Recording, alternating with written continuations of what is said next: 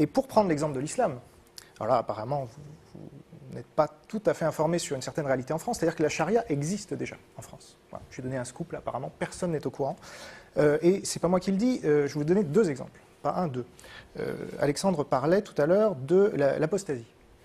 En effet, en 1999, il n'y a rien de plus officiel, Chevènement, en tant que ministre de l'Intérieur, négocie avec ce qui va devenir le CFCM, et j'ai interviewé moi-même M. Hafiz, numéro 2 du CFCM, pour avoir sa confirmation sur ce point, pour moi, fondamental, c'est-à-dire qu'aujourd'hui, le droit d'apostasie est nié en théorie aux musulmans.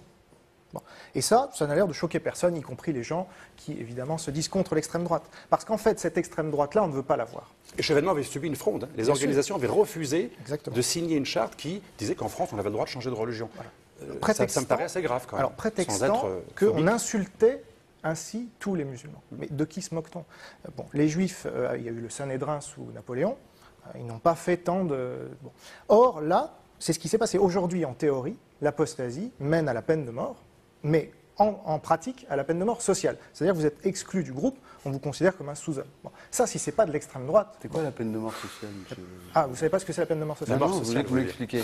La peine de mort sociale, c'est très clair. Non, c'est pas clair. C'est-à-dire que vous êtes exclu de votre communauté, vous perdez votre job, vous perdez un certain nombre de choses qui vous font être intégré dans la société. Bon. Ça c'est quoi? C'est quand vous changez de religion ou quand vous... En l'occurrence, aujourd'hui, si vous êtes musulman, il s'exerce une telle pression sociale sur vous dans un certain nombre de villes, et je vais citer mon deuxième exemple. Si vous changez de religion, c'est juste pour savoir quelle est la conséquence. Si vous changez de religion, l'islam, si vous le dites publiquement, par exemple. D'accord. C'est pour comprendre, tout simplement. Et alors, deuxième exemple, qui n'est pas de moi encore une fois, mais qui est de Xavier Lemoine, maire de Montfermeil, je l'ai interviewé récemment, et il a annoncé... été invité plusieurs fois ici, oui.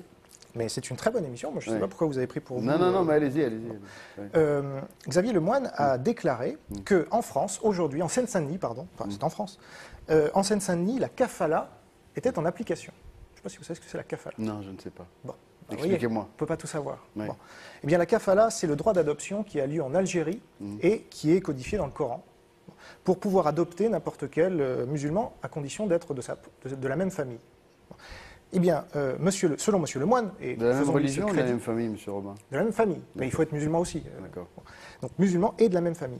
C'est la kafala. Rue 89 a fait un article là-dessus sans dire ce que je suis en train de dire, mais c'est pas grave.